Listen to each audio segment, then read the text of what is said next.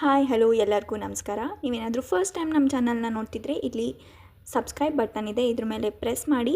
ಇವತ್ತು ನಾನು ತೋರಿಸ್ತಾ ಇರೋ ರೆಸಿಪಿ ಬಾಳೆಹಣ್ಣಿಂದ ಮಾಡೋದು. ಸೊ ನಿಮ್ಮನೇಲಿ ಏನಾದರೂ ಫಂಕ್ಷನ್ ಇದ್ದರೆ ಅಥವಾ ಏನಾದರೂ ಪೂಜೆ ಇದ್ದರೆ ತುಂಬ ಬಾಳೆಹಣ್ಣು ಮಿಕ್ಕೊಂಡ್ಬಿಟ್ಟಿದೆ ಅಂತಂದರೆ ನೀವು ಈ ರೆಸಿಪಿನ ಟ್ರೈ ಮಾಡ್ಬೋದು. ಸೊ ಫಸ್ಟ್ ನಾನು ಬಾಳೆಹಣ್ಣ ಸಣ್ಣ ಸಣ್ಣದಾಗಿ ಕಟ್ ಮಾಡಿ ಇಟ್ಕೊಂಡಿದ್ದೀನಿ. ಈ ಬಾಳೆಹಣ್ಣ ನಾನು ಒಂದು ಮಿಕ್ಸಿ ಜಾರ್ಗೆ ಹಾಕ್ಕೊಳ್ತಾ ಇದ್ದೀನಿ. ನಾನು ಒಂದು ಮಿಕ್ಸಿ ಜಾರ್ಗೆ ಈ ಬಾಳೆಹಣ್ಣೆಲ್ಲ ಹಾಕ್ಕೊಂಡಾದ್ಮೇಲೆ ನಾನು ಇದಕ್ಕೆ ಸ್ವಲ್ಪ ಜೇನುತುಪ್ಪನ ಆ್ಯಡ್ ಮಾಡ್ಕೊಳ್ತಾ ಇದ್ದೀನಿ. ನೀವು ಬೇಕಾದರೆ ಸಕ್ಕರೆ ಅಥವಾ ಬೆಲ್ಲ ಏನು ಬೇಕಾದರೆ ಆ್ಯಡ್ ಮಾಡ್ಕೊಳ್ಬೋದು.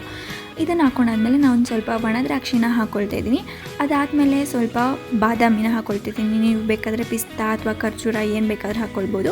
ಆಮೇಲೆ ಸ್ವಲ್ಪ ಗೋಡಂಬಿನ ಆ್ಯಡ್ ಮಾಡ್ಕೊಳ್ತಿದ್ದೀನಿ. ಆಲ್ರೆಡಿ ಕಟ್ ಮಾಡಿರೋ ಗೋಡಂಬಿ ಇತ್ತು, ಸೊ ನಾನು ಅದನ್ನೇ ಹಾಕ್ಕೊಳ್ತಾ ಇದ್ದೀನಿ. ಆಮೇಲೆ 3 ಕಪ್ಪಷ್ಟು ಹಾಲನ್ನ ಹಾಕ್ಕೊಳ್ತಿದ್ದೀನಿ. ನೀವು ಬೇಕಾದರೆ 4 ಕಪ್ಪಷ್ಟು ಹಾಲನ್ನ ಸಹ ಹಾಕ್ಕೋಬೋದು.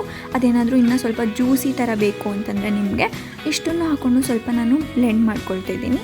ಸೊ ಇಲ್ಲಿ ನೋಡಿ, ಇದಾದಮೇಲೆ ಇದು ಸ್ವಲ್ಪ ತಿಕ್ಕಾಗಿದೆ.